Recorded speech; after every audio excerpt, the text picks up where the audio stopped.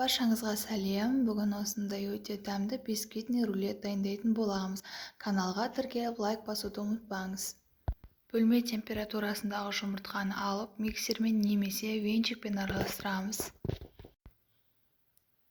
Шым-шым тұз қосып араластырамыз. Үстінен қант қосамыз.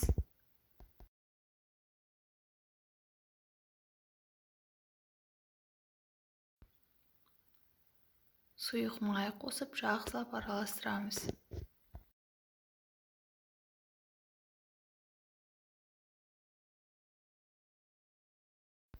Електен өткізілген ұнымызға разрыхлительді қосып, араластырып, массамызға қосамыз. Жақсылап венчиктің көмегімен араластырамыз, комочкалар қалмайтындай біркелкі масса болғанша. Тестамыз осылай не сұйық, не қатты болмау қажет.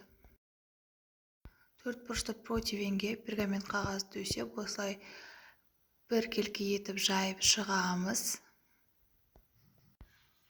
Қызып тұрған пеште 180 градуста пісіріп аламыз 15 минут. Осылай шашықтың үстіне төңкереміз. Пергамент қағаздың үстіне сулы шашықпен сүртіп, пергамент қағазды алып тастап, орап бірнеше уақытқа қойып қоямыз формасын ұстау үшін. Қамырымыз толық суығанша.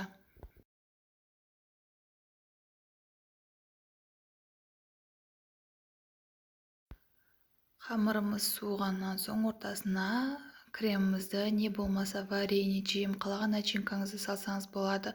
Менде крем-чиз қолдандым. Өте дәмді, нәзік болып шықты. Осылай ортасына жағып, орап аламыз. Тоңазытқышқа осылай орап бірнеше сағатқа қалдырсаңыз, кремі сіңіп, өте дәмді болып шығады. Міндетті түрде жасап көріңіз, ұнайтындығына сөз беремін. Каналға тіркеліп лайк басып пікір қалдырыңыз. Алдағы уақытта көптеген дәмді тағамдардың рецептісі шығатын болады. Сіздермен болған Мадина.